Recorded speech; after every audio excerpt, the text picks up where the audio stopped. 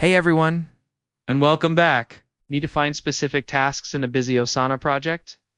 In this video, I'll show you how to use advanced filtering, sorting, and saved views on the free plan. First, open any project and look for the search and filter bar at the top of your task list. Click on it to open the filter menu. Here, you can add multiple filters. For example, show only tasks assigned to you that are due this week. Or, show tasks tagged as high priority that are incomplete. You can filter by assignee, due date, completion, status, tags, and even custom fields. Now for sorting. Click the Sort button next to the filter.